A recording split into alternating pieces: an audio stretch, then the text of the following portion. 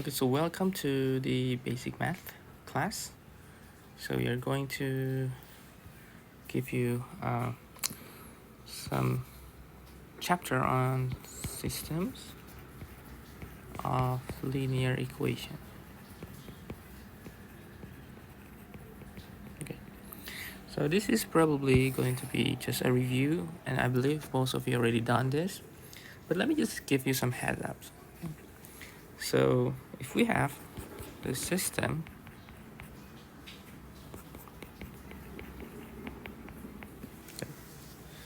and we need to solve this, solve the system.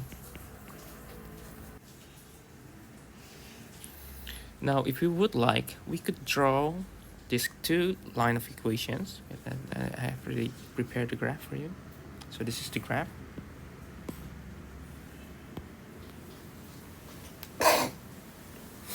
So if we see this graph, we observe that it's intersect on this point 3 and 1. So at x equal 3 and y equal 1, they both have the intersections. So those point, so 3, 1 is indeed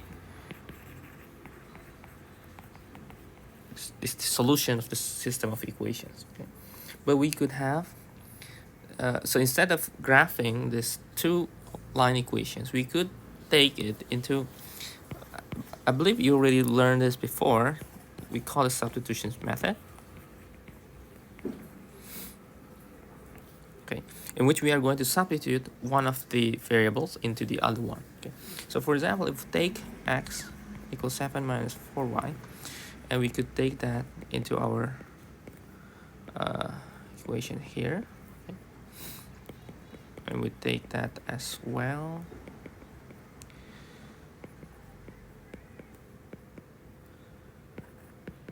And we get that y equal 1. Okay? And because y equal 1, x is 3. So it's again 3, 1. Okay. And we have also, we call the other method as elimination.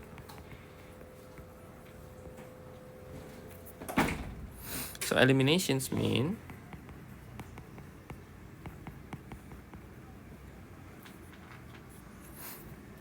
we are going to eliminate one of the variables. So we need to multiply. Let's say we will multiply this by 2. So 2x.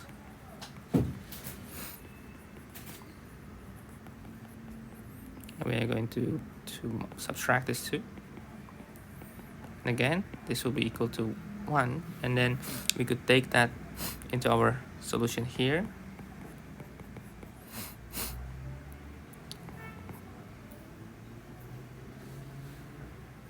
Oh, 4, sorry. So x, but it's still correct. Okay, so x is 3. So 3, 1 is the solution. Okay, so that's just an introduction for the system of linear equations.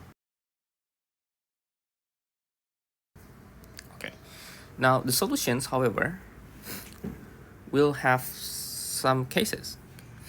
For example, let me just give you the heads up for what kind of solution that we might have. So we will have the first one, of course, the one we have previously described, that we have this exactly one solutions. But the system also can have no solution, or even it has so many solutions. Okay? So we can have these three cases. To give you some idea what this three case means, let me give you these three graphs that will be in these three cases, that describing these three cases. Okay, so the first one, of course, this is what we have done before. The system has one solution, it intersects at a single point. The second one, these two solutions are parallel and they are not intersecting at all, which means that the system is not having any solution at all. Okay, so no matter how you look at this, these 2 points will never ever going to intersect into one another. And the last one is the infinitely many solutions. Okay, so you can have many so the line is on the same exact line, so it has infinite many solutions. Okay, let me give you examples on this, at least this for the system that has no solution, and for the system that has infinitely many solutions. So let's start with some example here. Let's say we have it x minus 2y equal 5, and negative 12x plus 3y equals 7. Okay. So we try our best to solve this, and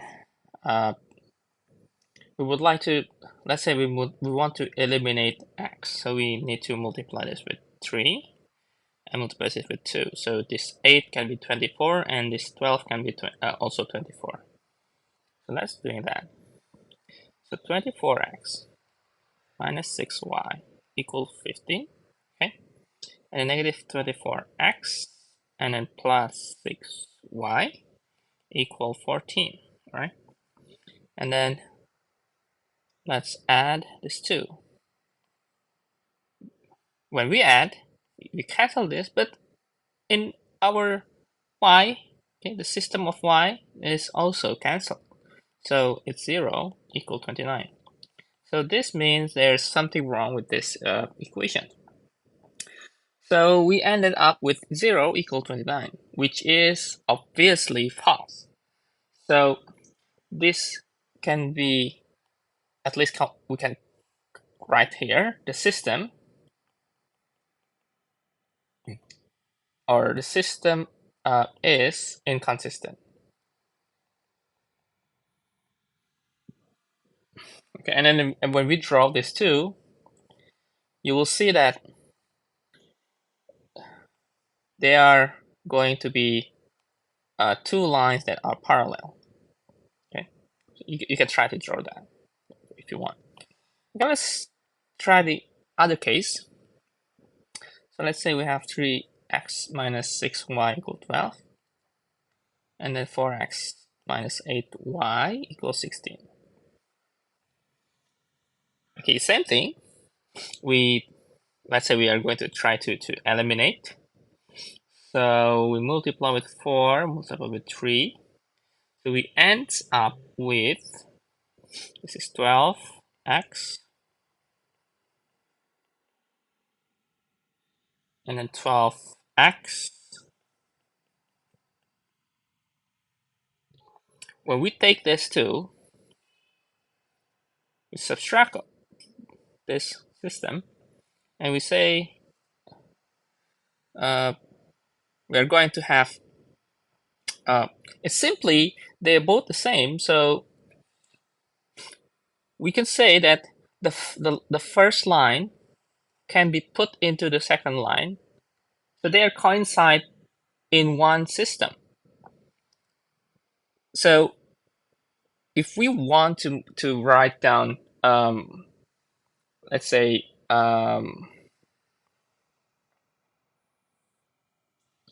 we are going to take this into our system. Let's say we have 6y, 3x minus 12, or y is half x minus 2. So if we take, okay, so we can represent the system in the parameter t. So let's say we take x equal t. So we are going to have a parametric system. And then we could take the coordinates for x and y as t and half t minus 2. And you can say that t has many numbers. So t is real number, okay? And we can say that the system can have many solutions. Okay.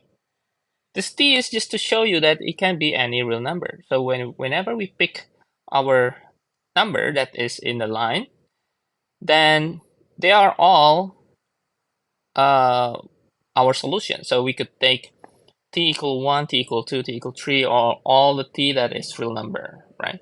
Okay, so t is it can be any real number. Okay, I hope this two case can be understood, and I think that's for the first introductions on this section about the system of linear equations. Okay.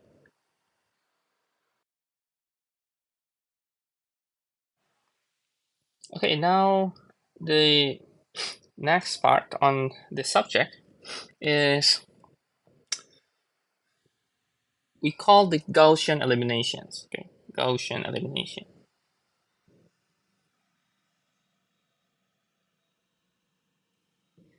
So let me just give you a brief examples. Okay. Let's say we have a tree system, three equations for the system. So x minus 2y plus 3z, and then x plus 2y minus z, and then 3x plus 2y minus 5z. Okay, let's say we can try to solve this, and I think based on what we have, the substitutions, eliminations, they also can be used for this uh, particular problem. Like for example, you can see that we have x and 2y, x and 2y, and we could take this and subtract or add to have an to remove one variable, okay? And then maybe substitute another variable, and then let this 3 going to be also subtracted. And by doing so, finally, you will get to the final result, right? To the solution of the system.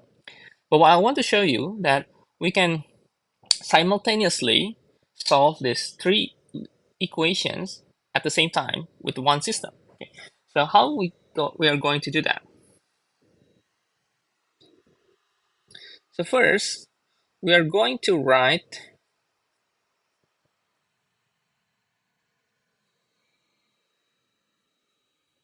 Let me check first.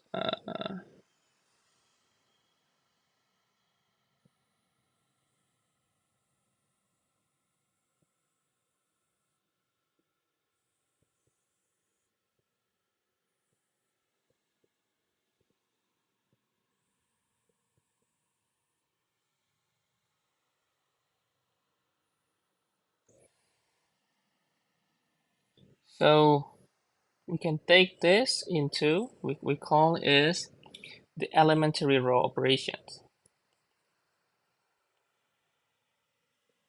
So I will directly show you this. Okay, instead using this the previous method, which is substitutions and eliminations. So let's try to the elementary row operations. So what this elementary row operations? So we are treating all the system here, all the equations as a system. Okay. So we are going to write the system as we call the augmented matrix. So we can write this into a single matrix, and we are going to write all the constant, the coefficient. Okay. So x is 1, minus 2, 3. And then the right side, we are going to write directly here, 1, like that. And then another one for the second row.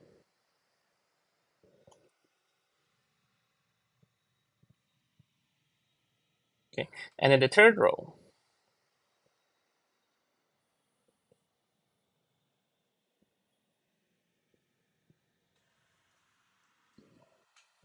Okay. Now this is what we call the augmented matrix. Okay. Now these operations for the row operations, what's the deal with these row operations? So first is we can add multiple of one row to another. Let's say we are going to subtract row 1 and row 2, okay, or subtract row 2 and row 3, okay. And the second, we can multiply a row by non-zero constant. For example, we need to, let's say, multiply row 3 by 3, and then subtract to the second row. We can do that, okay. And then the third part is we can interchange two rows. So we can switch row 1 and row 2, or switch row 1 to row 3. Okay. Now, what is our goal? Our goal is we are going to find the solutions. So how do we find the solutions? To find the solutions, we are going to take this diagonal and make this diagonal becomes 1, 1, 1. Okay, that's the goal. Okay. Okay, now from this operations, I think, oh, aside from 1, 1, 1, so we need to make one, let me write it with red color, 1, 1, 1, and this part here is 0, 0, and 0. Okay, so I think we could start from the second row, because we can make this to be 0 by subtract to the first row. Okay, so we could take, let me write here, maybe let me write here. Let me write, let me write this, the first row is still the same. And the second row, I will make some notes here, that row 2 minus row 1. So I will write a new row. So this will be 0. So 2 minus 2 is 4, right? And then minus 1, minus 3, minus 4. 13 minus 1 is 12. Okay.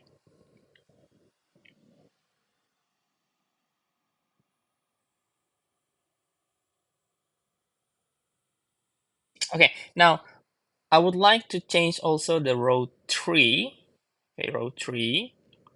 I would like to plus with the row 1. Okay, let's say row 3 plus row 1. Okay. Row 3 plus row 1 is 4, 0.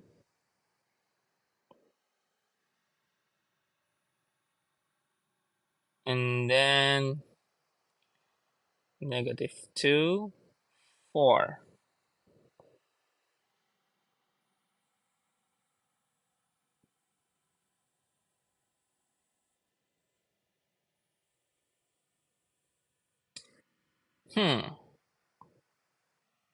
What else could we have done?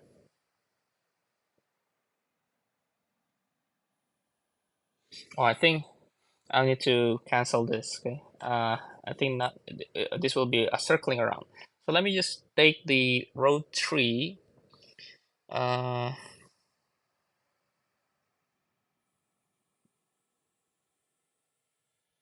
Row 3.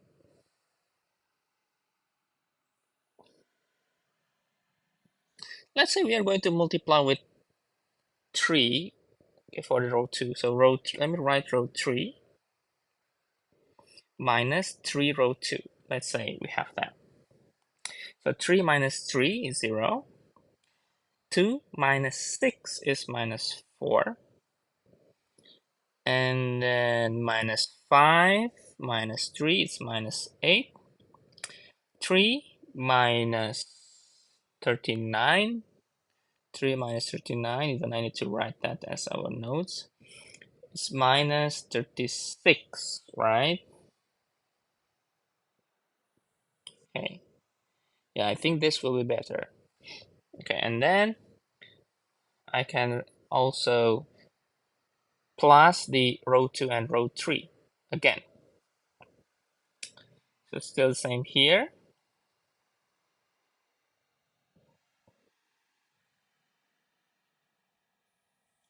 This is also the same, or let me write here.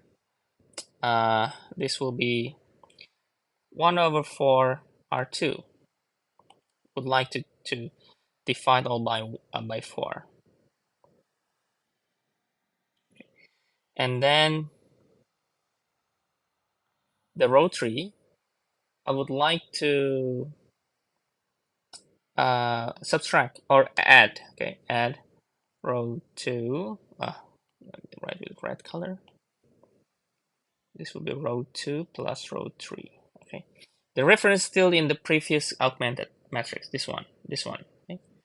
So we are going to plus these two rows. So this will be 0, negative 8, negative 4 is negative 12, this is negative 48. And then lastly,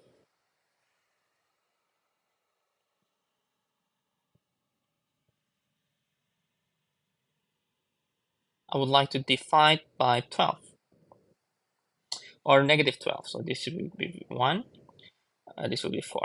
Okay. So this is 3. Okay. Now, from the final solutions, how do we write? So this part here, this is z. So z is equal 4. Okay. And then the second row is y minus z is equal 3. Z is 4, so y is 3 plus 4, or this is equal to 7. And then the first row is referred to x, right? X minus 2y plus 3z equal 1. So we substitute all together, 14 plus 12. So this will be negative 2. Going to the right side become 3. So we get all the final results here. Okay, right? No problem, right? Okay, perhaps you are not really familiar with this, but when you have tried several times, okay, I hope you can get familiar to this method, because this method will also will going to be it's going to be delivered in the next at least for advanced mathematics or engineering of math. Okay, that course will also deliver some matrices. So this kind of method should be in that course as well. Okay, so I hope you do understand this part. Okay. I think we can go for another example, okay, to let you know how to familiarize with the system. Okay. Okay, let me give you another one. So let's say we have a system.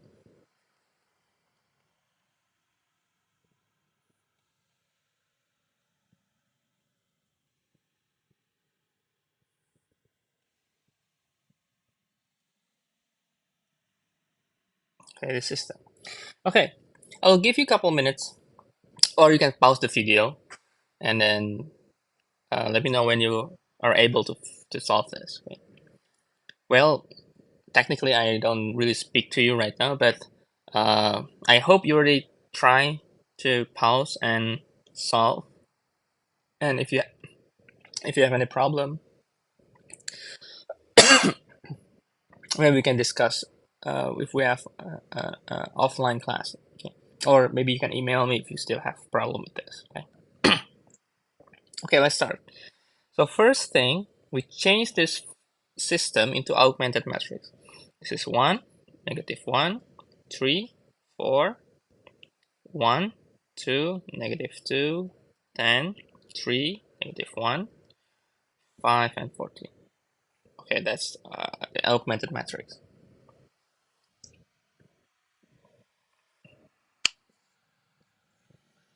Okay, I will start from, I think because this is 1 and 1 here, I would like to make this second row here become 0. So we can take this second row minus this first row. Okay. So I would like just to write this first row as it is. No need to change. Okay. I would like to change the second one. The second one is, I'm going to write here R2 minus R1. Or there is many paths, many branches of solutions, or many branches of process that you can think. And the more you learn, the more you can know which path is shorter. Well, sometimes you are going to have like a lot of process.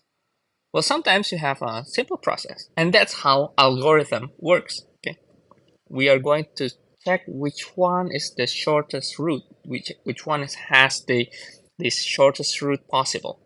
Okay, now let's see for R2 minus R1, or you could say R1 minus R2 because they are both ending up with the first part of the second row will be 0, right?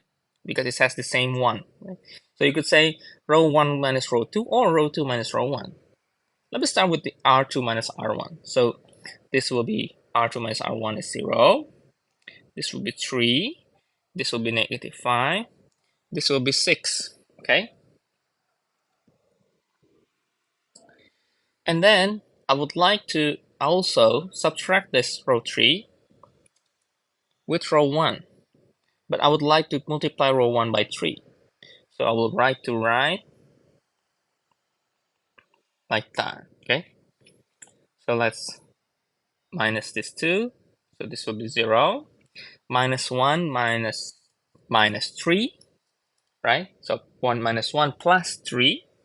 It's 2. So 5 minus 9 is minus 4. And 14 minus 12 is 2. Okay, good.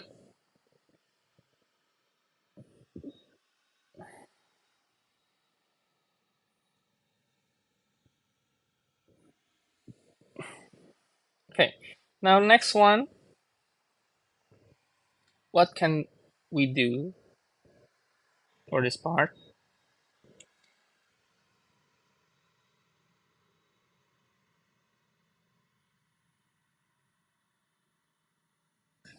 I think maybe we can just take or multiply the third row.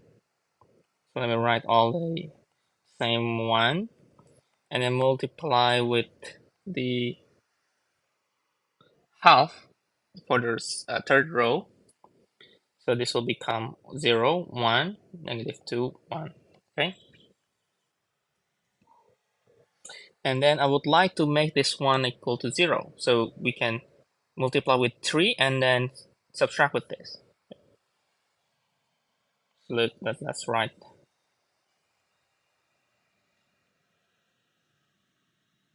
So the longer you take these operations, the more space you need to write all these augmented matrices.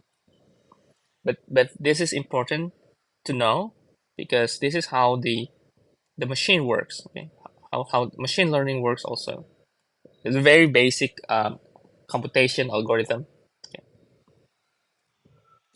So 3 R3 or maybe R2 minus 3 R3. So 3 minus 3 is 0. Minus 5 plus 6 is minus 1.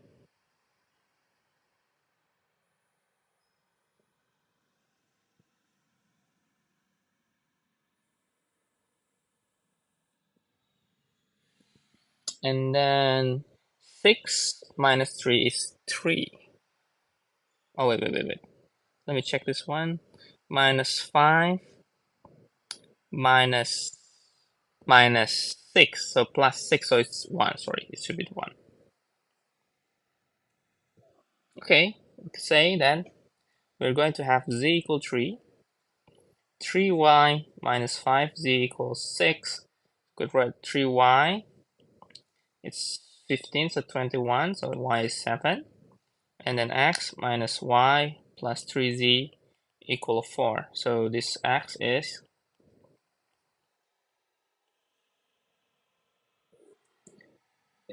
it's 2, 6. Wait. X is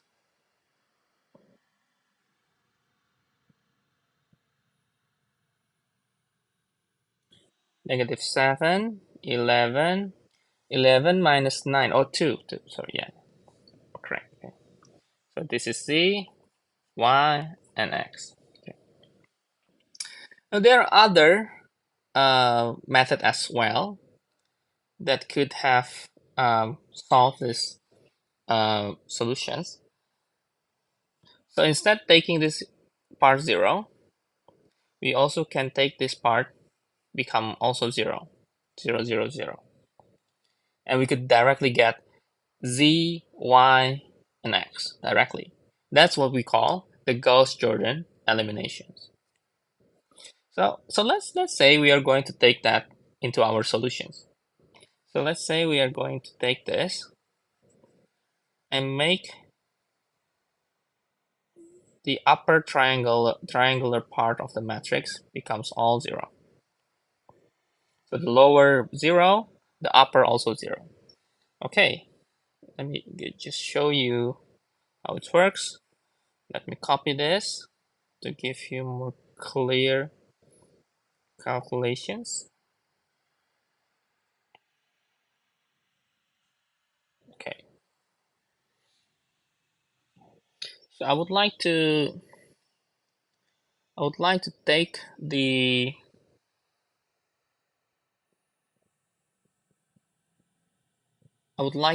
take this 5 and 1. Okay, so to element 5. Okay, so 1. So the second row will be R2 plus 5R3. Okay, 0. This is 3. Minus 5 plus 5 is 0. And then 6 plus 15 is 21. Okay.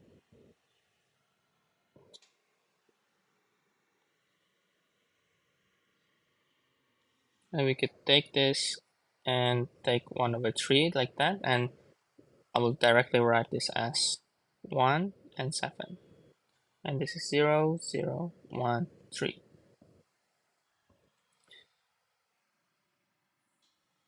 So the same thing we can do with this. Okay. Okay.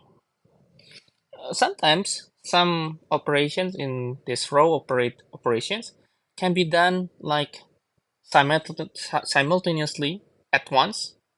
If you have already mastered this and it has advanced computations, you can do that. But if not, you can just apply like I'm doing here, one by one.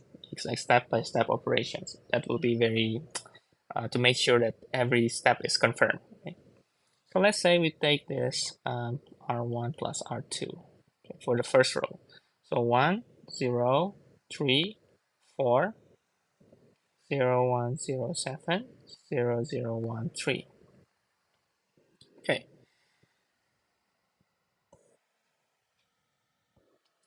And then after this, I can also minus the row 1 with the 3R3.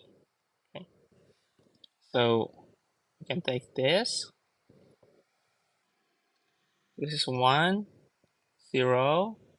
This is becomes 0. 4 minus 12.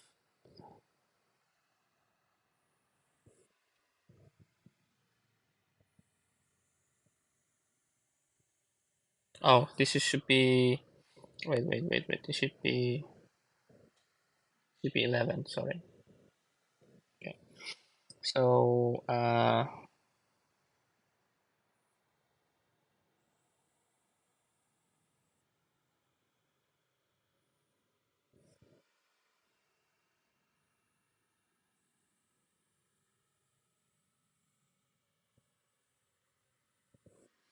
okay, I think already correct. Let me check.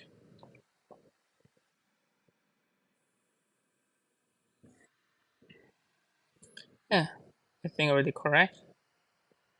So now 3 minus 3 is 0. Okay. 11 minus 99.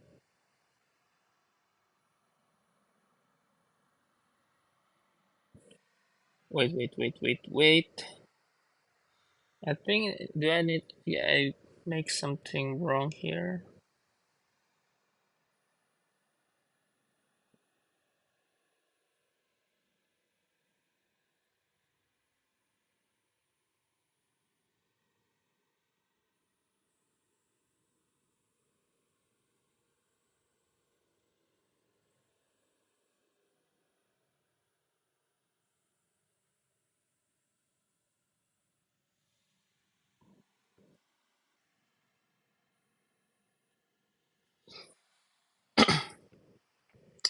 Okay, so 11.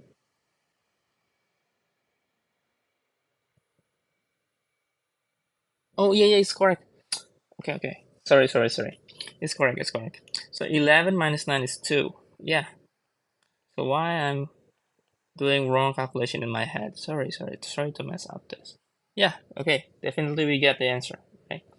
So X, Y, Z. They are going to have this result. Okay, done. Okay. So I hope you get familiar with this method. Okay, Gaussian eliminations, Gauss-Jordan eliminations. Okay, in the form of row echelon or row operators. Okay, so hopefully this is helpful. So let me know if you think that this is going to help you in any way. Okay.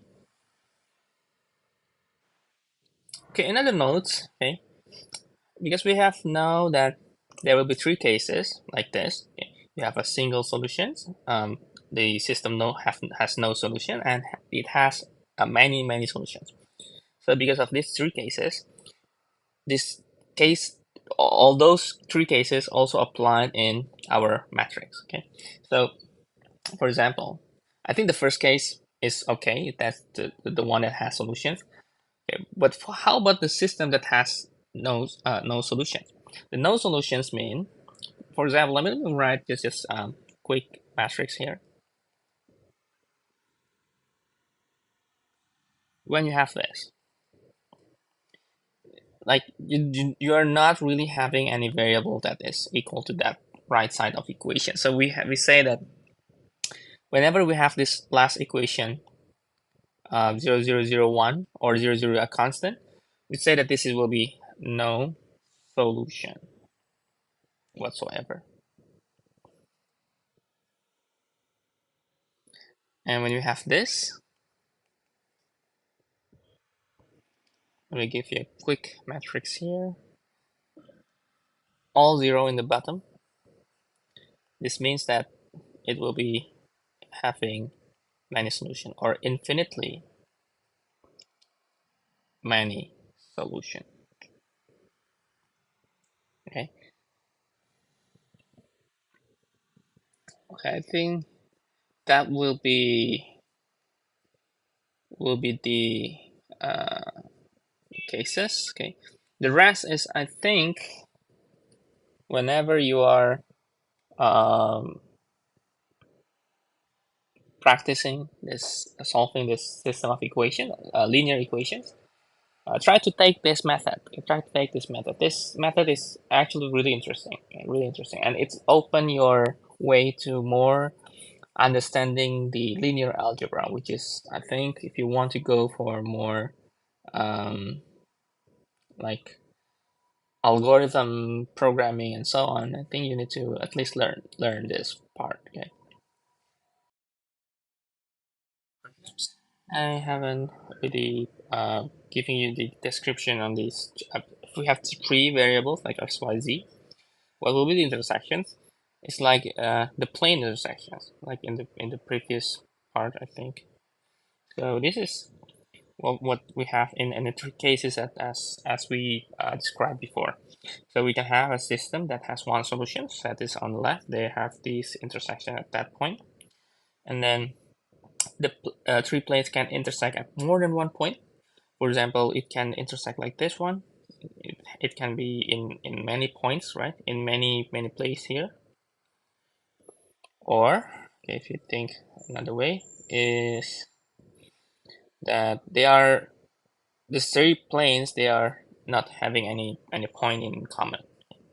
So no solutions for this one. Okay, so this is how we describe the three variables to find the system of equations, a system of linear equation of three variables. Okay? And we have learned also uh, how we take the component of the system and make it into, we call it augmented matrix. Okay? We call it augmented matrix. Okay? But before I'm going to take you to the matrix algebra. Perhaps it will be good if we describe the matrix. Okay. The matrix actually any array of numbers that has a columns and rows, like it has several rows, several columns. It defines by row and columns as its dimensions.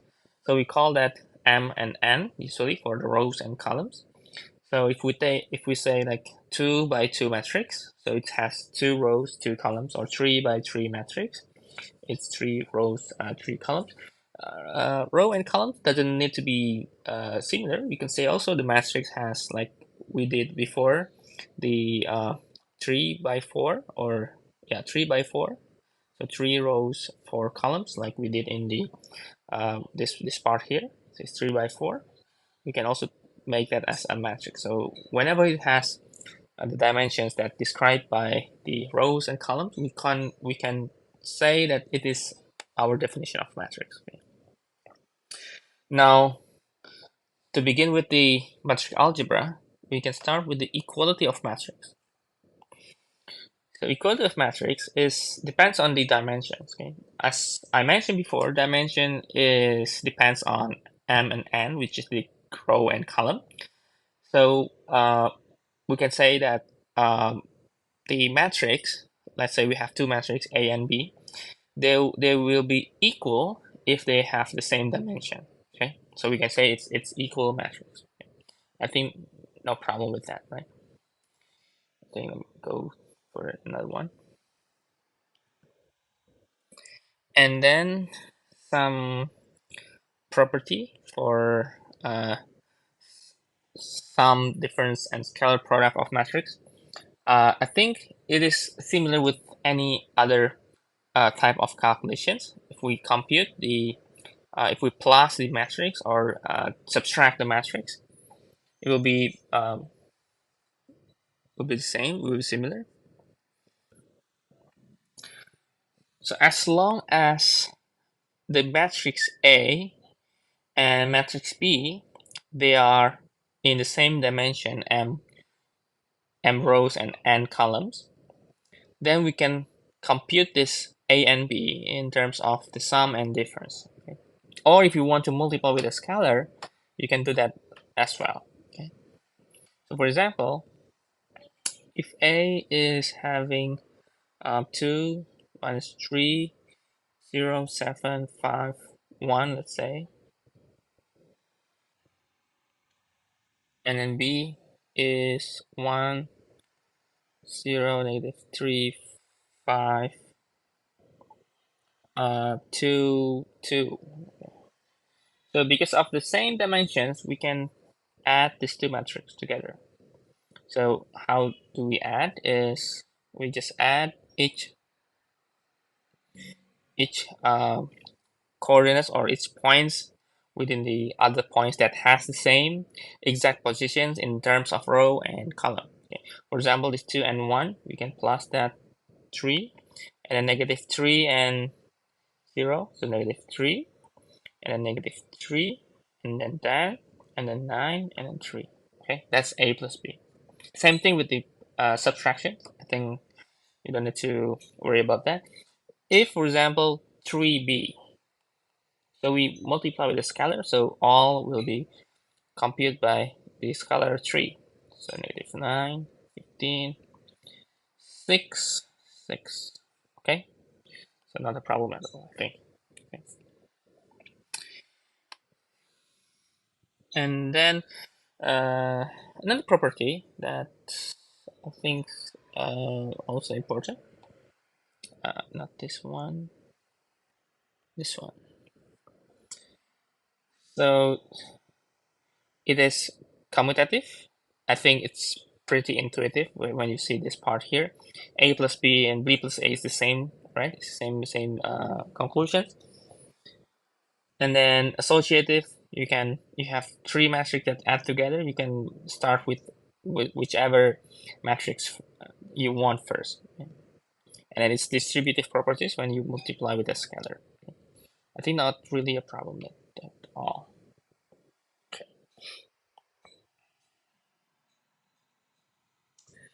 Okay, now the problem is, I think when we are going to have the multiplications. Let's say we have matrix C, okay, is defined as matrix A multiplied with matrix B. Okay, let's say to describe this A and B, let's describe in terms of, let's say we are having the row, because we are describing the product of row of A and column of B. Okay, so let's say we have A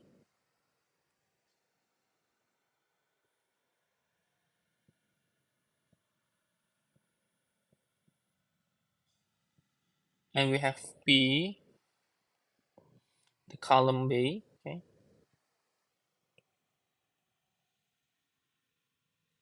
so let's say this is row A, this is column B. Forget this. So what the multiplications means is the inner product. Okay, inner product is actually A1 B1, okay, and plus A2 B2 plus A3 B3 and so on until n. Okay, that's the inner product. Okay, so we define the multiplications as a inner product, okay, of the column of the row, okay, multiply the column. So let's say this is row of A, the left one, and multiplied with the column of B. So we are going to multiply this with this. Okay, you can follow um, my notes here, and then plus the second one, and plus the third one.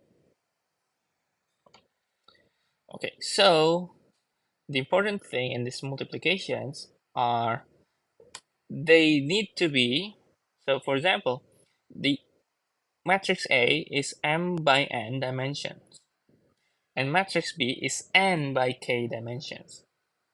Of course, their dimension is different, but because the column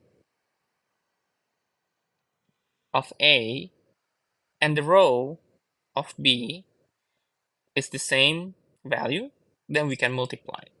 Okay, let me give you some example.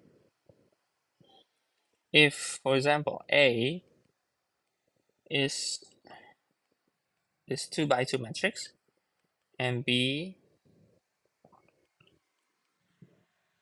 is 2 by 3 matrix. Okay, let's say we are going to describe these two multiplications. So A multiply with B. So AB, we can take that. Let me write all A and then B.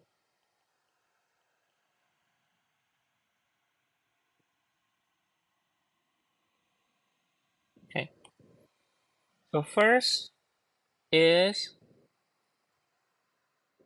row 1 multiply with column 1. Okay, let me make different color. And then row 1, still row 1, and column 2.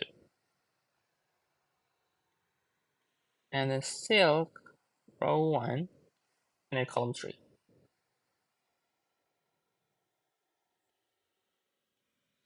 And then row 2, row 1, column 1, sorry. And then row 2, column 2. And then row 2, column 3. Okay, so we are going to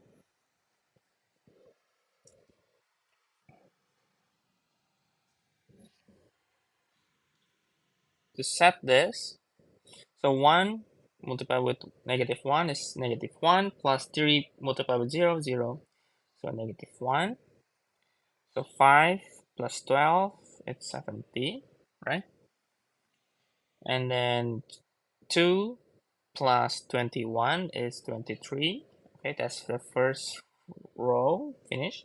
And then the second row, -1, -1 is 1, 0, 0, 0. So it's 1. And then -5 and 0, it's -5. -2 and 0 is -2. So you notice that A is 2 by 2, B is 2 by 3. The result is 2 by 3. 2 by 3. Okay, so notice that these two here, they need to be equal so that we can multiply. Now compare with the second one. So BA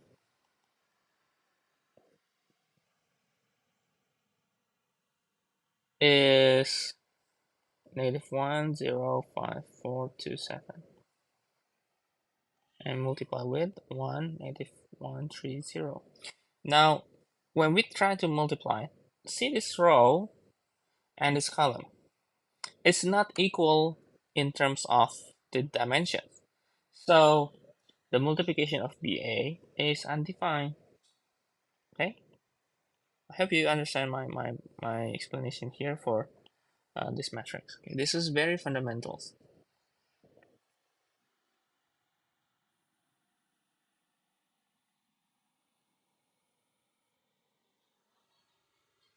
Okay, now another example is, let me show you, okay, with the same dimensions. If you have A and B,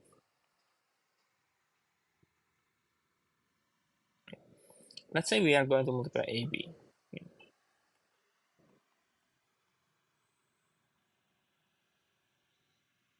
Notice that is 2 by 2, 2 by 2. So the result should be 2 by 2 also, right? So let's say we are going to have multiplication here. Okay, wait.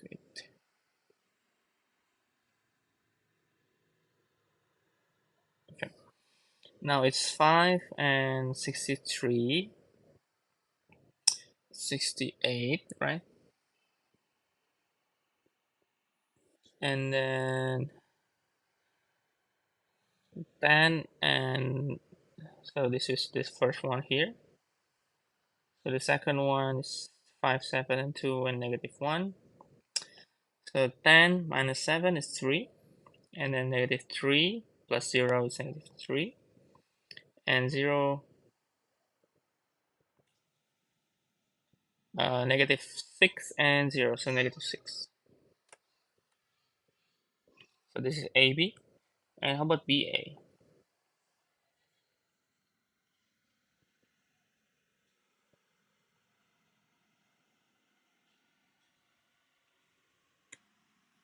So let's start from the beginning. Row 1 and column 1. 5 minus 6, -1. 7 and 0 is 7. 45 plus 3, 48. And 63. Notice that it's different value, right? So AB is not the same as BA. So multiplication of matrix A and B is not necessarily the same when you multiply from B to A. Okay? It has different results. Okay? And this is very important in our definition of matrix. Okay? Although we have the same dimensions, it doesn't necessarily the same when you multiply it in the reverse order. Okay?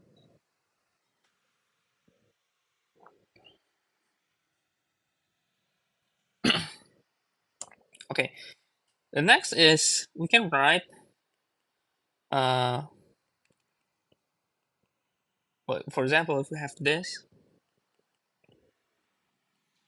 system equations,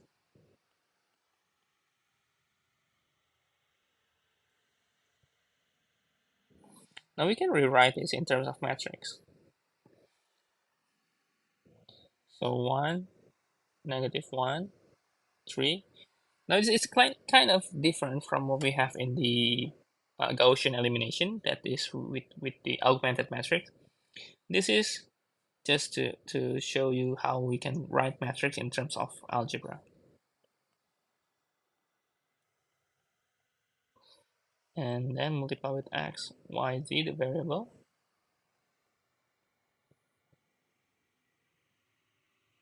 So we call this algebra matrix or matrix algebra. So that's it for the matrix algebra. And some applications you'd like to know that, for example, this part here. So if we say this matrix here on the left, we say that we have 0, 1, 2, and then until the maximum number that has described here is maybe 7 here, right? So from 0 to 7, let's say it's going to be defined as intensity of uh, the color of the contrast level.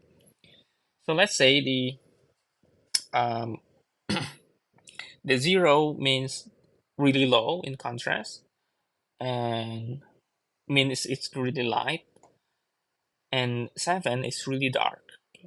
So from 0 to 7, if we can describe that in the pixels, that in the gradient of colors, okay, from white to black, we can take this um, numerics or numbers into, let's say we are going to image to define that as our image. Okay, so in your camera or in your smartphone or perhaps in your computer, your color is defined as in pixels and defined by matrix. Okay, so the more high resolutions that your device has, it means that it will be defined in the large part of matrix. Okay,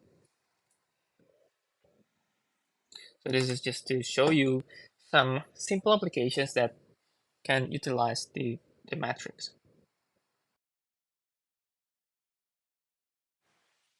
Okay, now the next part is what we call the inverse of matrix. Okay, before we dive into the definition of the inverse or how we solve the inverse, let me give you definitions to what we call the identity matrix. Okay? So identity matrix is n by n matrix for which each main diagonal entry is a 1 and other entries will be 0, which means that this can be this form like this, 2 by 2, and we have the 1, 1, and 0, 0. Or if we have 3 by 3, need to have the same row and columns, and their body is 0, 0, 0. So what's the deal with the identity matrix? Identity matrix is uh, when you multiply anything, any matrix with this, it doesn't change the. For example, you multiply matrix A with matrix identity. For example, this part, it's still A, okay?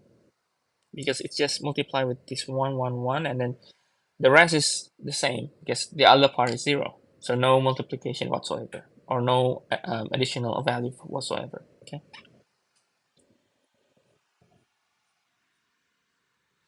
Okay, and then from this identity, we define the matrix, the inverse of matrix.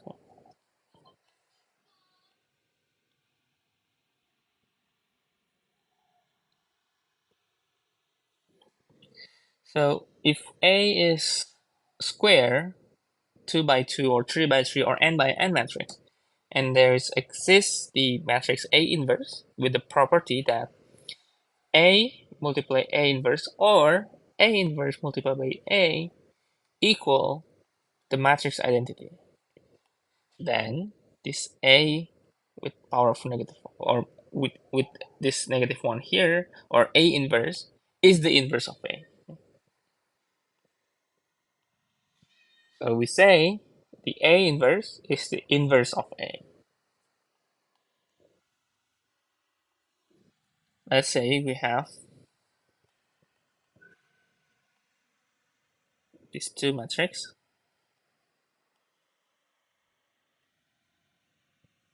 Okay, so we could take this two.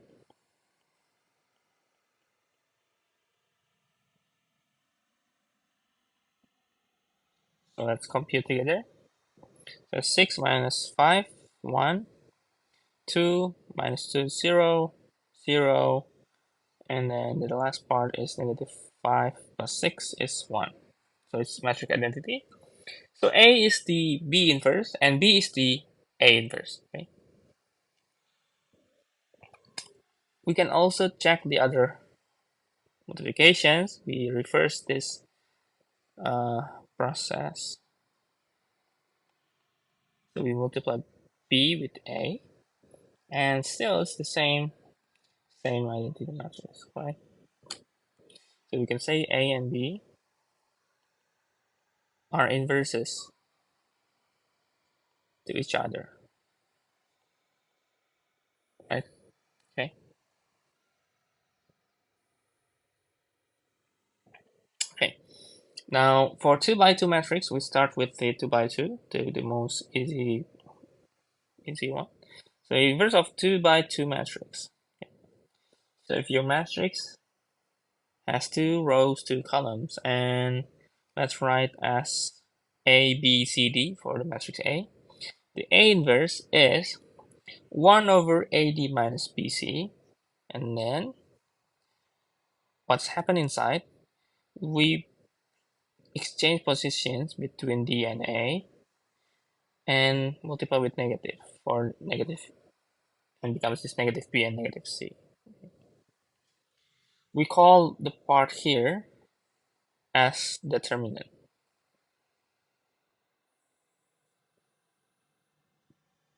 Right?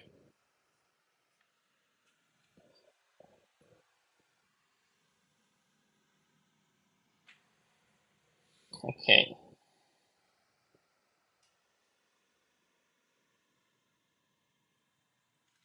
If we have A is 4, 5, 2, 3. If we want to find the A inverse, then we start with the determinant.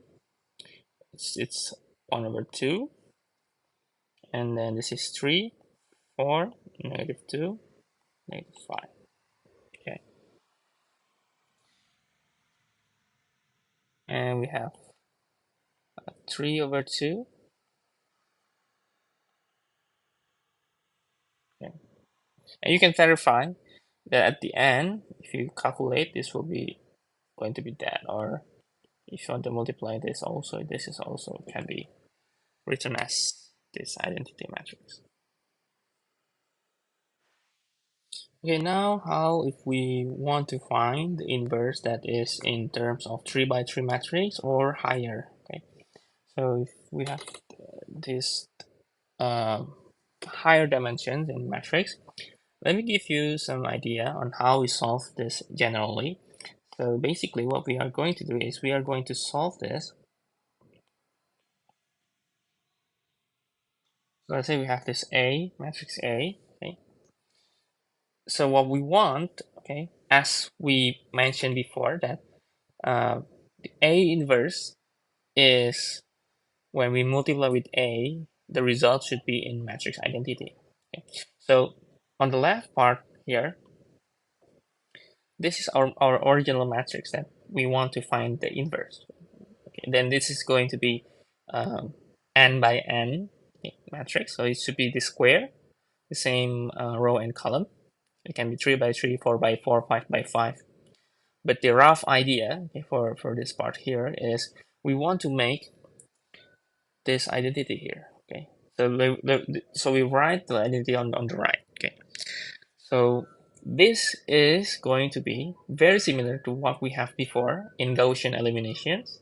Okay, the difference is now we want to make this part, this diagonal part of the matrix, we want to make it equal to 1, and the other part is 0. So we want to make the left part becoming our identity. So I think better to take this into our example. Okay. What this is actually about. So if you take A, so let me just give you example on some numbers.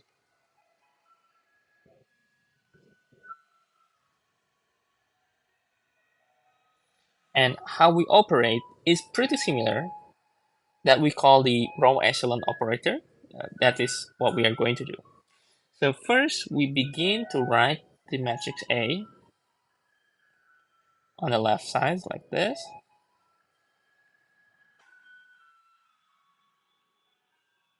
And on the right side is our goal, that is 1, 1, 1, 0, 0, 0, 0, 0, 0.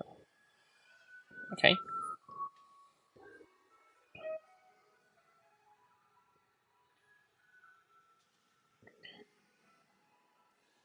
Okay. So let's do that. So if we want to look, okay, first is perhaps you start from this 2. Okay. Let's make this 2 0. How to make this 0? I think we can minus with the first row but multiply by 2, right? So 2 minus 2 will be 0. Or you can subtract from row 1, multiply by 2, and minus row 2. That's also possible. As long as we can make the second row, this 2, becoming 0. Okay, so let's do that. So still write this the first row. Sorry, 1, 0. And then this part here, let me write. This will be R1 minus, or 2R1 minus R2. Okay. So 2R1, 2 minus 2 is 0. Minus 4 minus 3. So minus 4 plus 3 is minus 1. And minus 8 plus 6 minus 2. And then 2 minus 0 is 2. And 0 minus 1 is minus 1. And still 0 here. And how about the third row? We can also subtract to the first row. So we can say 3R1 minus R3. So 3, oh, not minus, plus, okay, plus. So 3 plus minus 3 is 0. Minus 6 plus 6 is 0. Okay, it's now already 0, 0, 0. And then minus 12 plus 15 is 3. 3, and then 0. This is 1.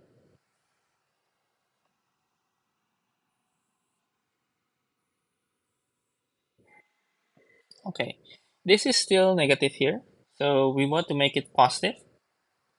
So what we are going to do is we can multiply with negative. So I think we can take this into negative like that. So I can erase this, and adding minus to be here, right? Okay. Okay, the next part is this part here. So we want to make that 0. So let's make that happen.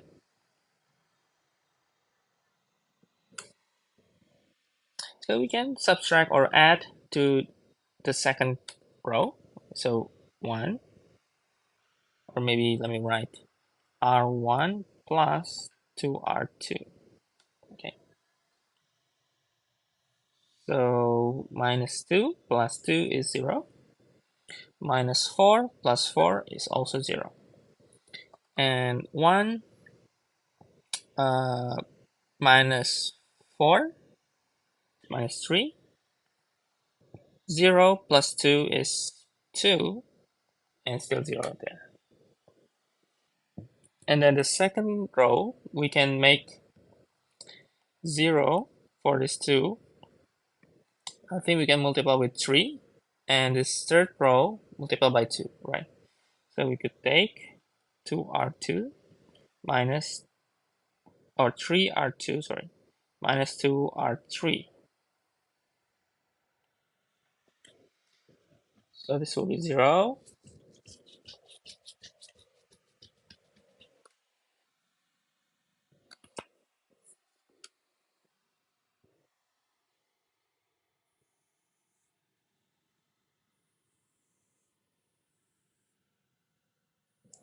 And then 3, let me just write 3 first. And then 3 by 2 is 6. 6 minus 6 is 0.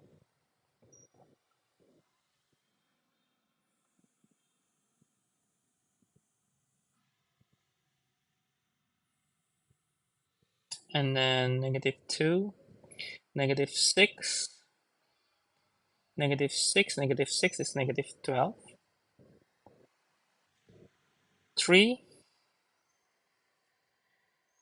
and then 0 minus 2, and then 0, 0, or we can multiply by 3. So 1 over 3 R3. So 0, 0, 1, 1, 0, 1 over 3. And then the second part is we can also multiply by 1 over 3. So let me multiply this with all the things here with 1 over 3. So this will be 1.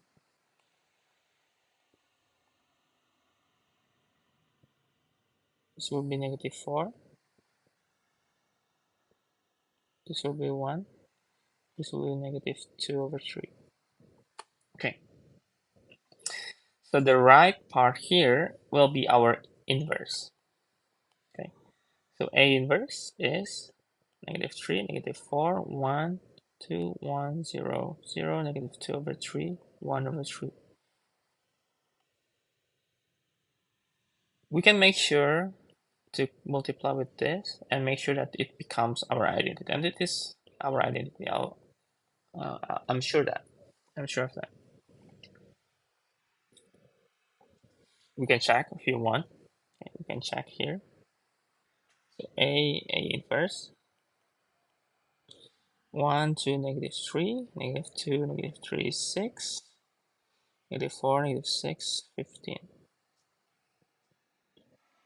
Negative 3, negative 4, 1, 0, 1, 2, 0. Okay. I think we can start with negative 3 plus 8, negative 5, negative, negative 3 plus 8, 5, minus 4 is 1, and then negative 6 plus 12, it's 6, 6 minus 6 is 0, and then 9 minus 24 plus 15 is also 0, right? And this also 0, 0, negative 4 over 3 plus 4 over 3 is also 0, and this is 1, 0, 2 minus 2 is 0, okay, and this will be 1, this will be 0, and you can check by yourself, check this part, and this is supposed to be the same with the identity, okay? So this is the big idea, okay? So you can take this approach for most of the higher matrix, okay? Which means it's more than 3 by 3, 4 by 4, 5 by 5. You can try this method, okay? So the method is basically arrange the matrix A here, or your matrix that you want to have, you find the inverse. You need to find the inverse. arrange that matrix here on the left, and then on the right side is the identity. Okay, and then we call this same row echelon form, echelon operators,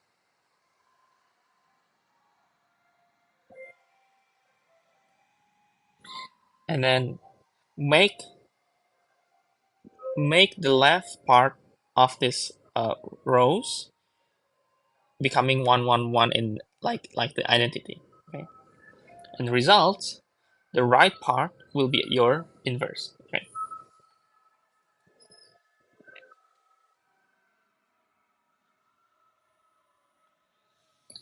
Okay, but sometimes there are some cases that maybe the matrix is not having an inverse. Okay. Probably when you are trying to find this last part here, maybe there is a case that maybe 1 0 1 0 1 3, maybe 0 0 0. Okay, so since we have this 0 here, okay, no matter what we are doing, it will never be 111. Okay, so this is the case where probably the matrix maybe doesn't have inverse.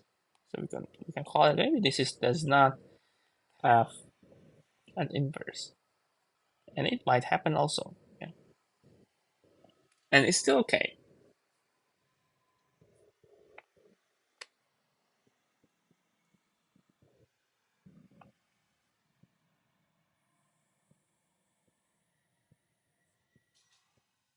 Okay, okay, okay. Another part is we call the matrix equations.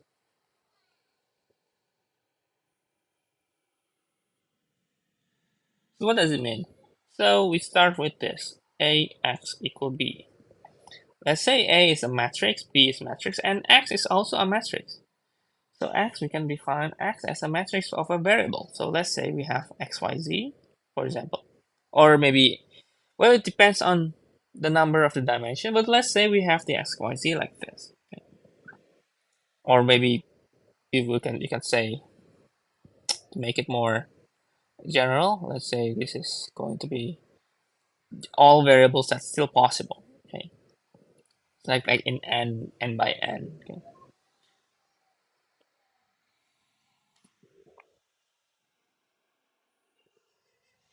Okay, if we take this, the first thing to solve this is we can take A inverse on the left. Okay? And also, or maybe let me write in the bottom. So A, X, and B.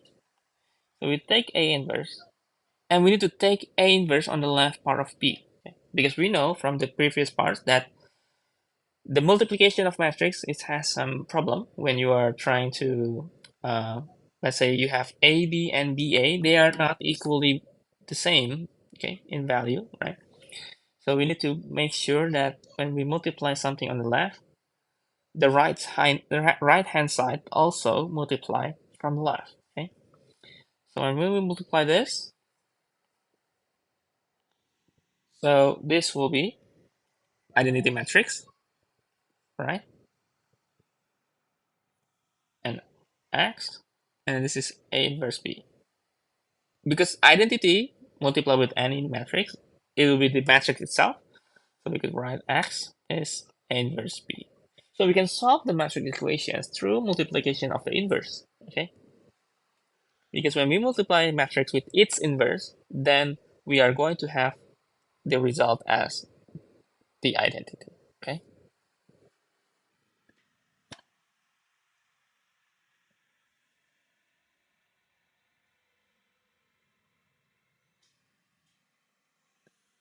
So let's say we are having an example like these equations, very simple equations. You can solve this by linear equations like we have before. But let me show you what we have in terms of matrix. So let's say we are going to make this into matrix equations.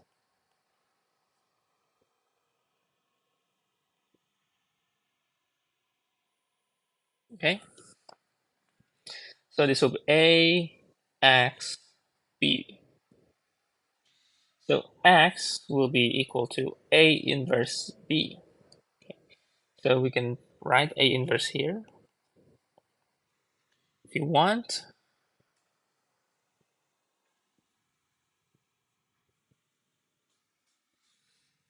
So this will be 1 over,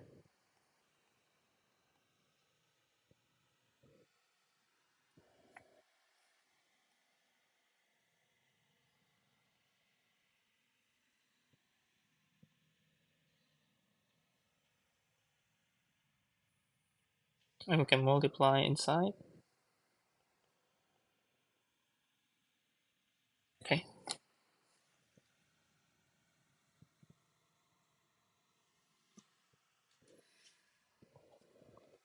And we can write down here and multiply with this.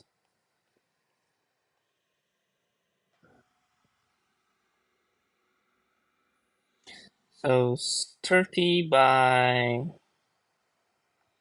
plus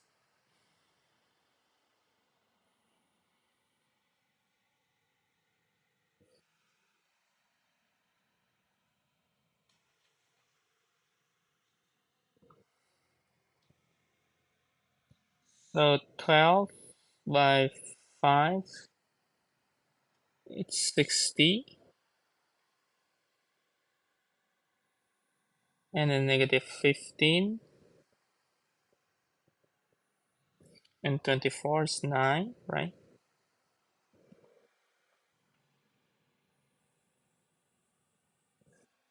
So it's 90 and 9, right? Is it correct? Yeah, I think it's correct, right?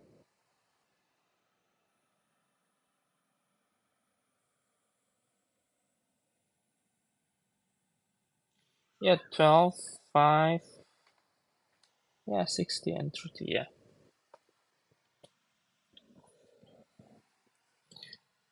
So this will be the results, okay, if you want to calculate using the inverse. Okay, that's the inverse, okay. The next section is about the determinants, okay. So determinants of the matrix.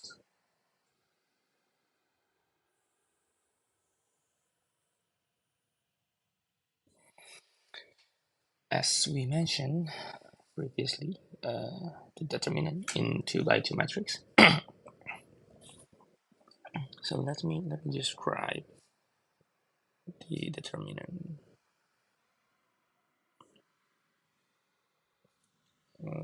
This one, okay. Yeah, this 2 by 2 matrix has determinant. Okay. So determinant, if you are familiar with, this is can be achieved when we have a square matrix, like 2 by 2, 3 by 3, 4 by 4. So there would be some sort of general rules for this determinant. So let me go through this part. Yeah. So in determinants, we have terms that is minors and covectors. So if you are maybe thinking there's a lot of terms that can be described here, please bear with me. I will explain in more efficient. Okay, so minor is, for example, the minor of the element is the determinant of the matrix obtained by delete the row and column of A. Okay? And the covector is, we are going to have this -1, okay, and then with power of this I plus j, the number of row and column that we are going to determine, and then multiply with the minor. Okay, it seems, I think, for me personally, it's too complicated to explain within the words. Okay, so let me explain through the examples. Okay, so let me write a matrix A.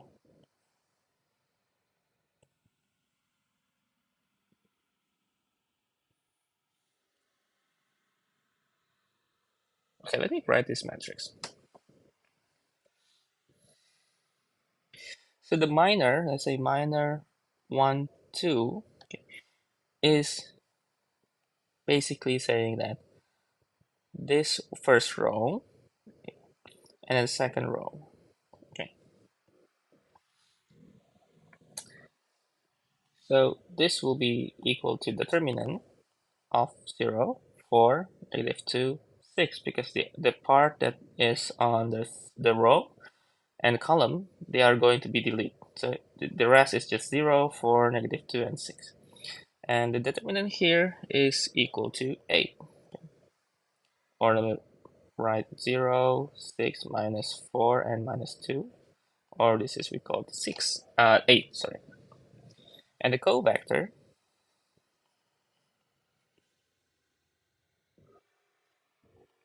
is A, or we can uh, technically just taking -1 with power of 1 plus 2 and then multiply with 8. And of course this will be negative. Okay. Well, still, for me, it's still too rigid, not really a flexible way to look at the uh, the matrix. So let me give you a more delicate determinant. Okay.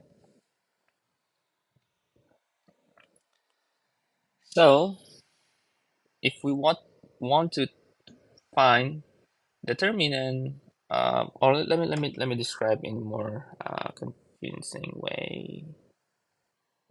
Okay. So by those covectors, okay, now we can take it into the all square matrix that is possible. Okay, so basically we are going to take each one of this a11, multiply with determinant of a11, and then a12, multiply with the determinant of a12, the minors and covectors. Okay, so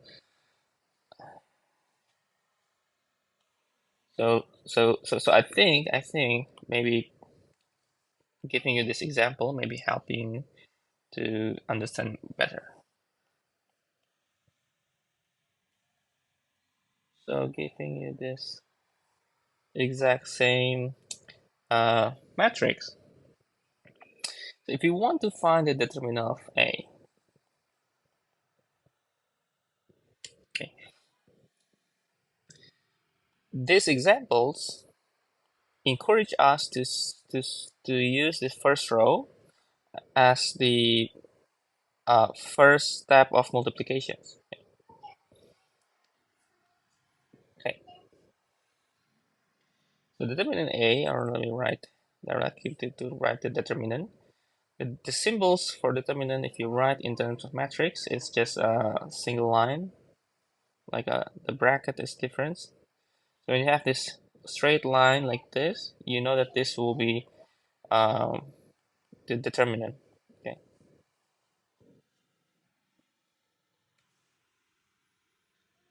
so let's take this take 2 here, and take this row and column, and you can think like we can cover this, cover that, okay, and then multiply the rest, the determinant. Okay, 2, 4, 5, 6.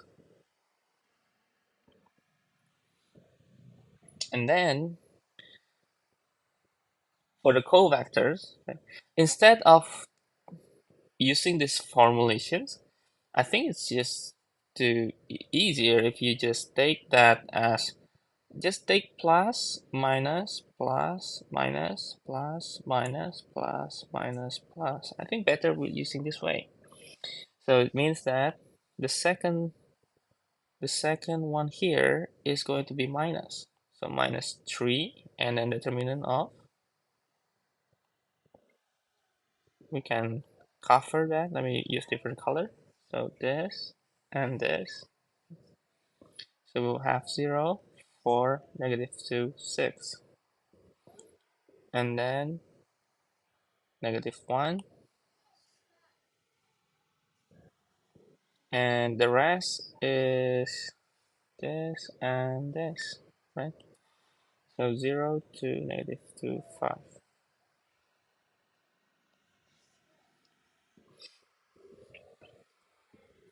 So 12 minus 20, it's -8, -16, and this will be 0 plus 8, it's 8, so minus 24, 0 minus 4 is plus 0 plus 4, but minus 4 at the end is -44. Okay, okay. This is one way, but actually, this part here, this 2, 3, 1, is based on the first row, right? You can also take the second row or the third row. The idea is still the same. Okay, for example, if we take the second row, I think we can make it smaller here. Let me make it a little bit smaller so that I can write the other form as well.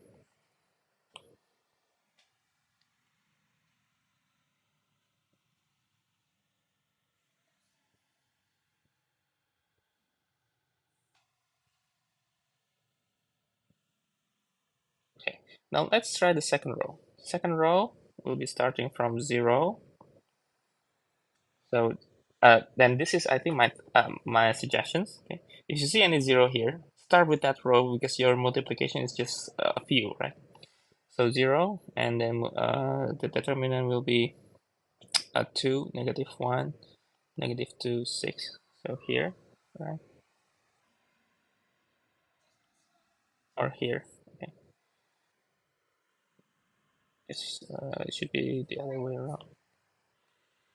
So this will be 3, -1, 5, 6. Okay, and then we follow the same signs cofactor.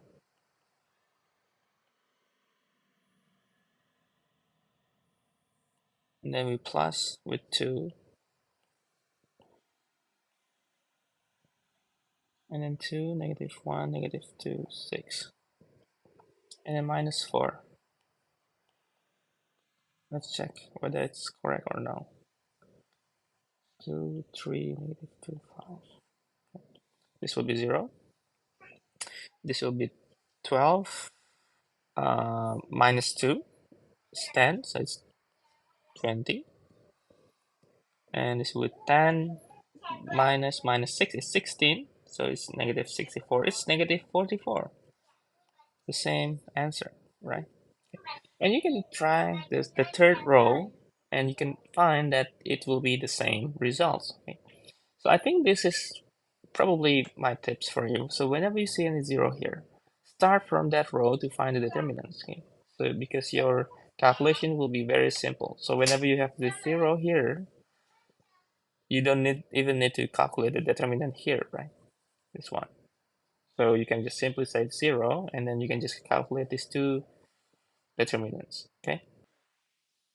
Okay, now, before we move on to the application of this determinant, there's one note that I need to make sure. Okay, so uh, if A is matrix, okay, has an inverse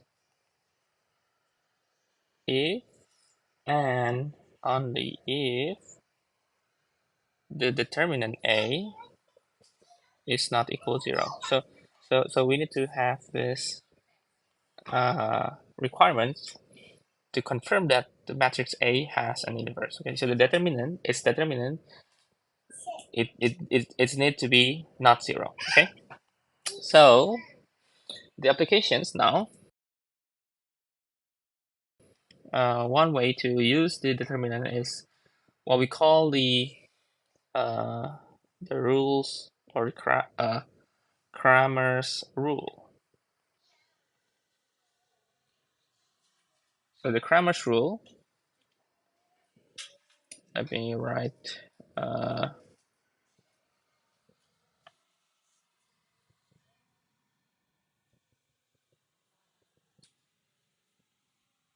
wait, okay. So let's say we are having the system of equations. Let's say this is just an illustration. A, B, R is a constant. The variables just X and Y. Okay. So as we discussed at the beginning of this system of linear equations, we can solve this by taking substitutions, eliminations, right? So let's say we are going to eliminate the variable y. Okay? So we want to eliminate this y. Okay? So how to do that? So we first multiply with d and multiply with b for the second equations. And then the equations will become a dx plus b dy equal rd, and then bcx plus b dy equal to bs. Okay. Now taking subtractions between these two, now we have a dx minus bcx, and this one is cancelled, and we have rd minus bs. Okay. Now assuming that ad minus bc is not 0, remember that ad minus bc is coming from the determinant of 2 by 2 row and columns, right? So we can take this as x. So because ad minus bc is not 0, our assumptions, then we have x equal of this. And similarly, when we are trying to eliminate x, we are going to find y equal as minus cr over ad minus bc. Okay. So as I said before, that this is determinant, right? This is determinant. This is determinant. Okay. So we can write generally the linear system. Let me write again to make sure that we are on the same page. Okay. Now x will be equal to, this will be the determinant a, b, c, d, and this will be, this is rs and cd, right? rdbs. Oh, not cd, sorry, bd. Okay. And y,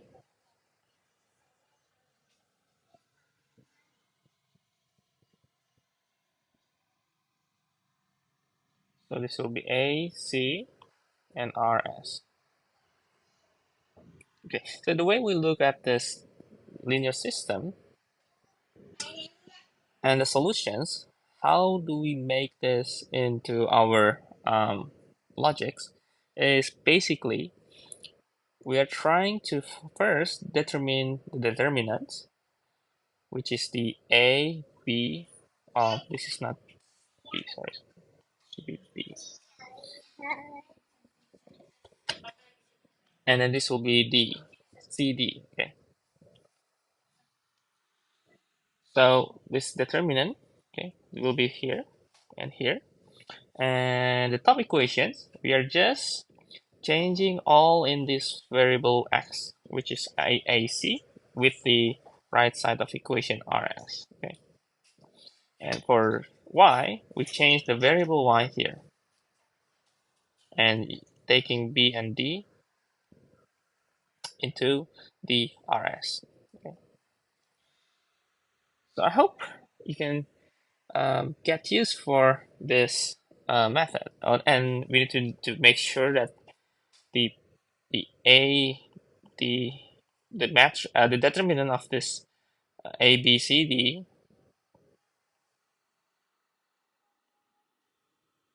is not 0, so that we can compute the solutions. This is what we call the Cramer's rule, and it's really helpful and will be used in more to come in the future, like in the advanced engineering of math. You will also you will going to at least knowing the determinants, and we'll utilize this grammar rule as well. Okay. Well, we could simply write the grammar rule as just dx like that, and d.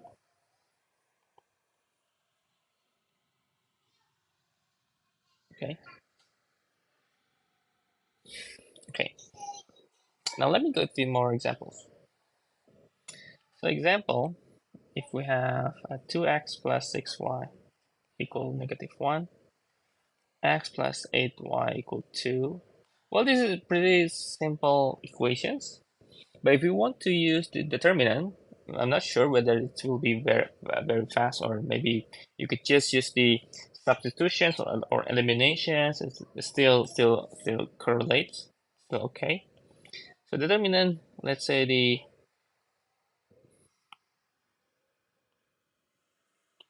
2, 6, 1, 8.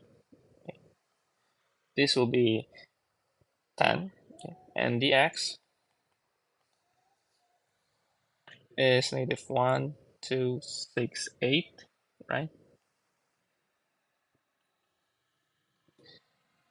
And dy,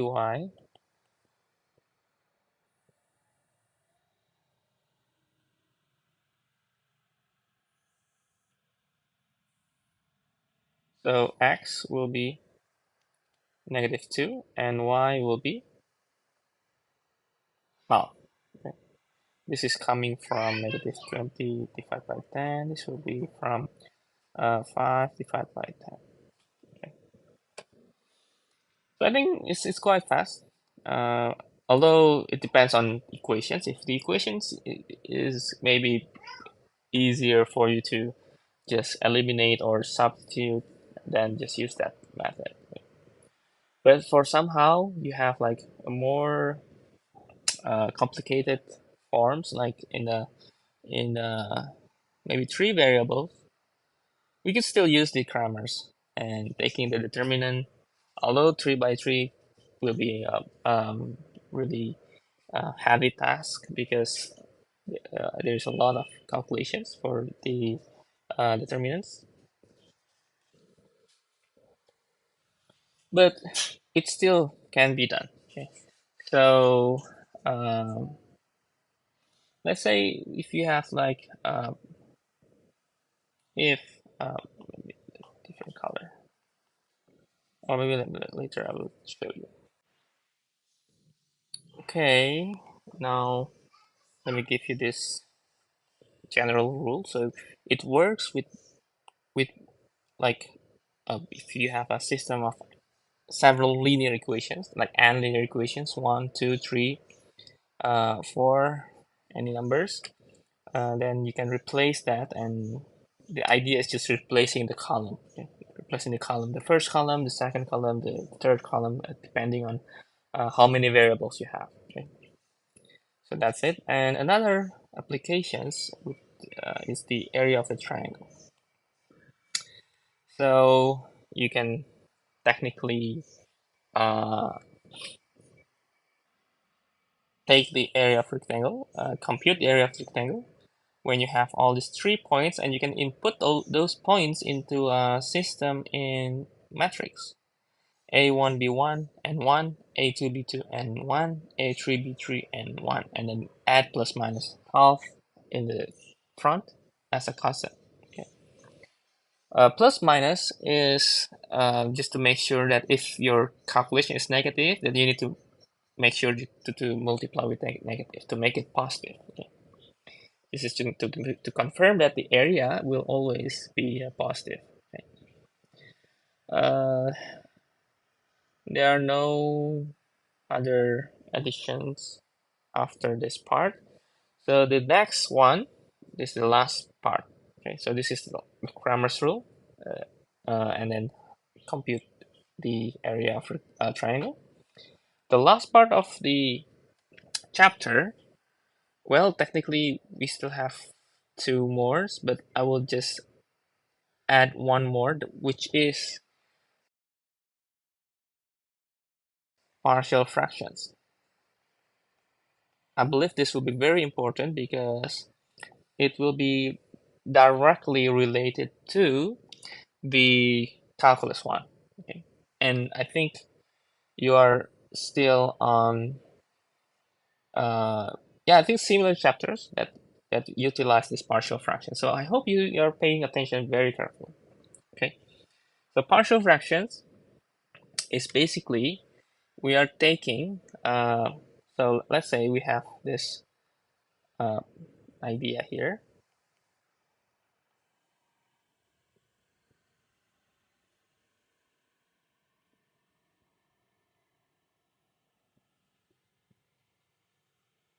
So this is what will happen. Okay? If we add 1 over x minus 1 plus 1 over 2x plus 1, if we combine all together, this is becoming this right equation here. Okay, so the idea of partial fraction is if we are given this big fractions, can we separate this fraction into small fraction? That's the idea. Okay,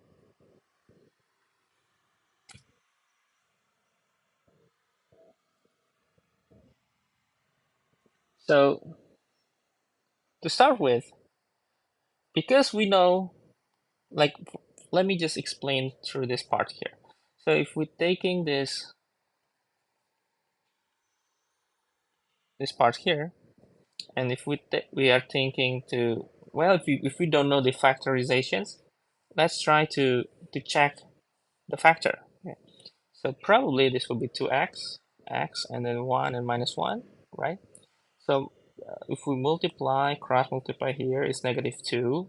This is plus 1.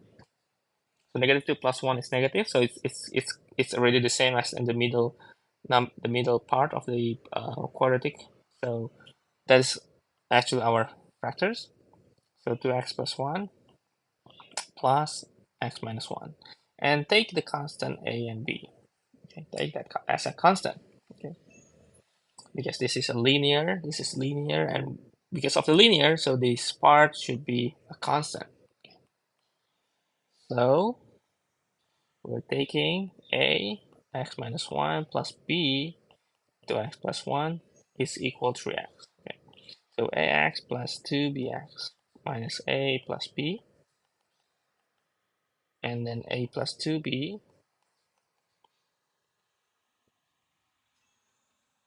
So this is x, this is x. So a plus 2b should be equal to 3. And negative a plus b is 0. So we're just adding these two to make a 0. So this will be 3b is equal to 3. So b is 1 and a is also 1, right? So that's why this is 1 and 1. Okay, I think pretty much simple if we can factor this part, right? Okay, I think not a problem at all. But let me give you the other examples. Okay, how to solve. Okay, so let's take 5x plus 7.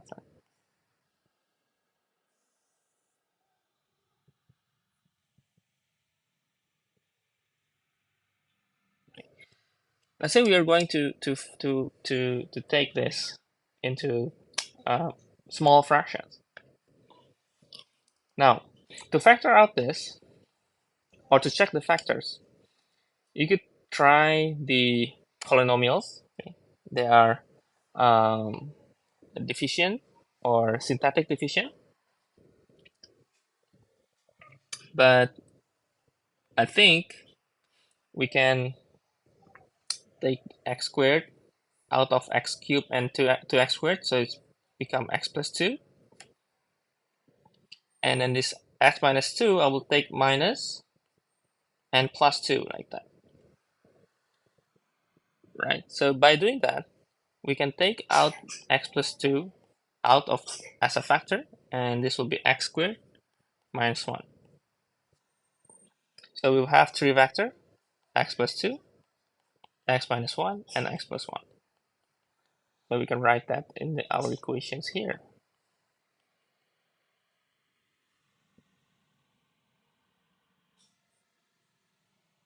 Okay. And then this one is be a constant. Okay.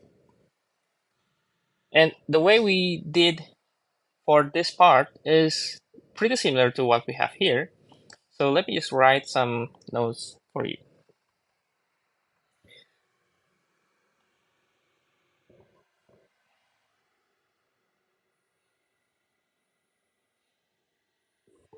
So if we can take a factor and the factor is all distinct, which means that this, and this, they are all different. Okay, they are not the same vectors. So we could just take that and you can rearrange the fractions as much as you want to be arranged. But all the factors you can just write down and then write the constant at the top. Okay, and then the idea is to find what the constant is. Okay, and that's it. Okay? And that's it. Okay. If you would like to solve this, that's okay. Let's if you want to try to do that, that's fine. So let's say it's x plus 2. So this will be x squared minus 1a, right? And then plus b and x plus 2, x plus 1, and plus c, x plus 2, x minus 1, right? And this should be equal to 5x plus 7, right?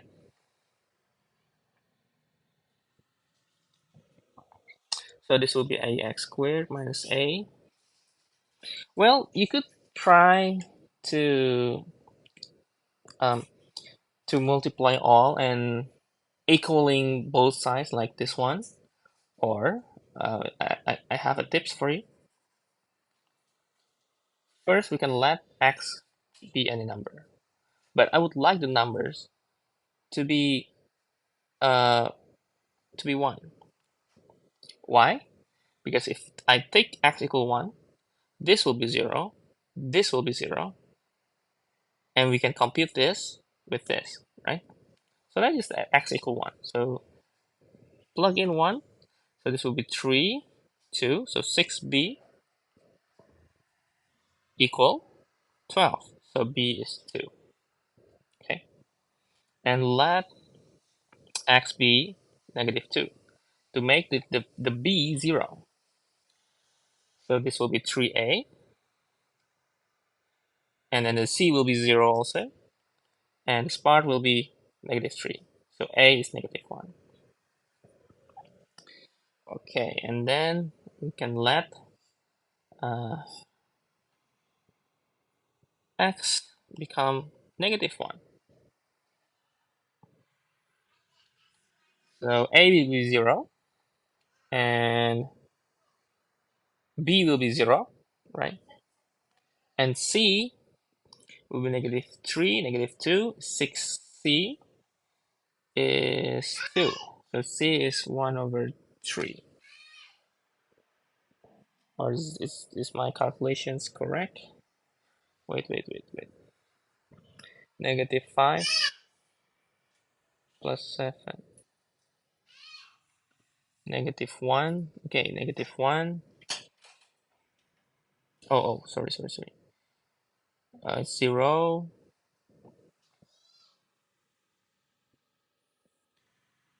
Oh, it's not 6. Sorry. I miscalculated. So negative 1 is 1, and negative 2. So negative 2c is equal to 2. So c is negative 1. Sorry. Okay. So this will be the answer. Okay. So you can have two methods. You can compute this, like you can compute like writing x squared plus 3x plus 2 multiplied with b, and then plus c, x squared plus x minus 2. Okay, and then at the end you are going to equaling all the groups. Okay, so you have x squared, you have x, you have a constant a, something like that, and then you can equaling that with the right side, which is 5x plus 7. Okay.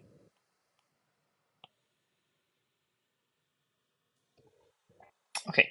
Anyway, this is the first case. Now, the first case is when you have factors that distinct.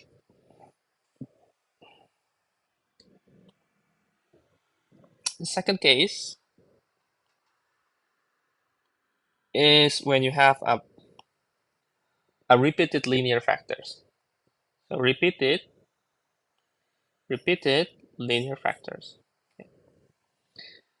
Okay, this is a little bit weird, but let me explain to you.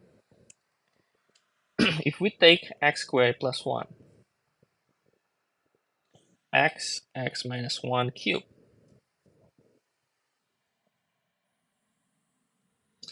because the x minus 1 is repeated 3 times, okay, 3 times,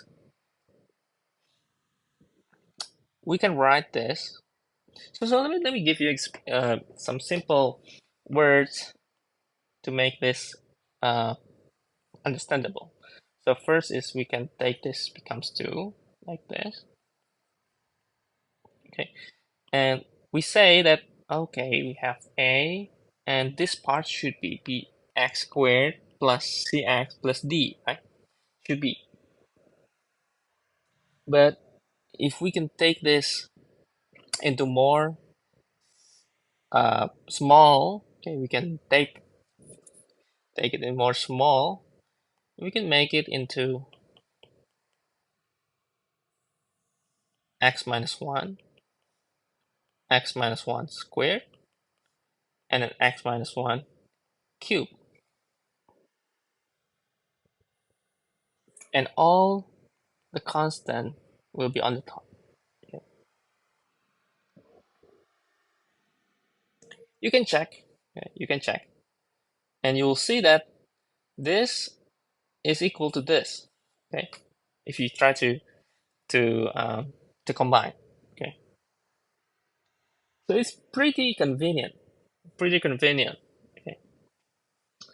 So let's say we are going to check and calculate. So x squared plus 1 is equal to a x minus 1 cubed and plus b x minus 1 squared plus c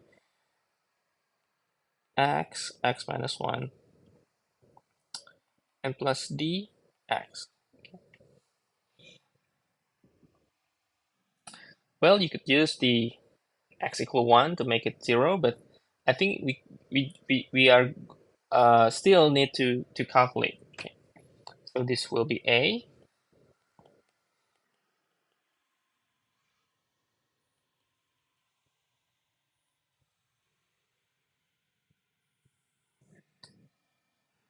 This will be x cubed, right? And this will be cx squared minus cx plus dx. So combine all the same groups.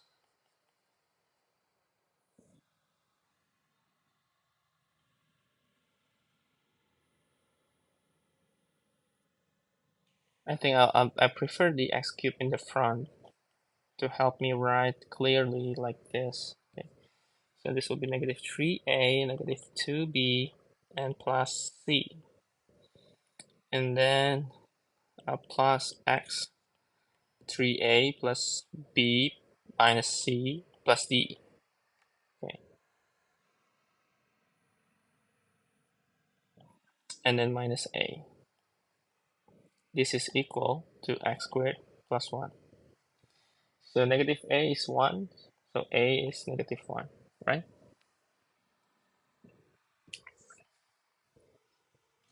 So a plus b is 0.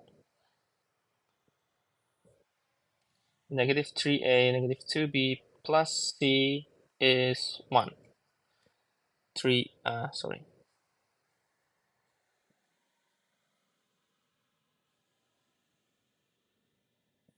And 3a plus b minus c plus d is equal to 0. Okay. Since a is negative 1, so b is 1. Okay. And we can compute all. Okay. So 3a, so 3, and then negative 2 plus c equal 1, so it's 1.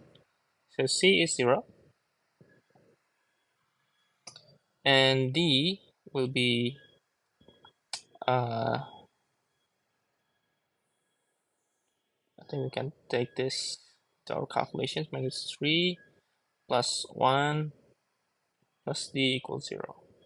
So d is 2. Okay, so all is complete now. So we can write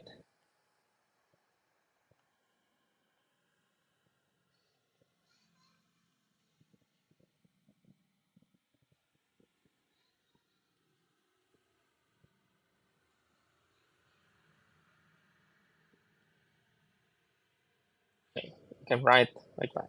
And this will be the result of the compositions of the fractions.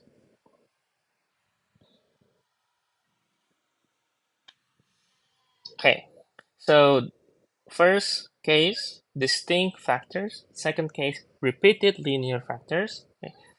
Repeated linear factors, I want to emphasize what is repeated linear factors. So if you see like x cubed like this is also a repeated linear factor. So you could take this into three sub fractions of x squared, x cubed. Okay. And then if you have another one like this is also linear factors, okay, because the linear part is this one. Okay, so this will be called the repeated linear factor, and we can write this and x minus 1 squared, x minus 1 cubed, x minus 1 to the power of 4. So it's repeated. Okay. So the next case is when we have the what we call the irreducible quadratic factors, which we are not be able to factor in. Okay. So it has the form, let's say ax squared plus bx plus c. But this part here is irreducible. Means that you can't factor it. Okay.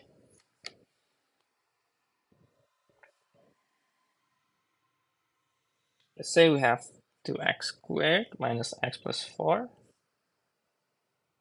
This is x cubed plus 4x. Okay. Now we can factor out x. But then this x squared plus 4 is irreducible, which means we need to write all the things here, and the forms on the top will be 1 degree less than the denominator, which is bf plus c, the linear. Okay. But this to solve this is pretty much the same. Okay. So you can do that to solve this as usual.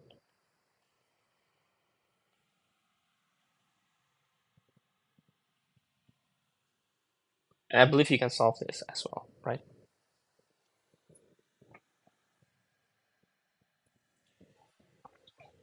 And I think the last one, oh no. Which one is, okay, I haven't cropped it yet.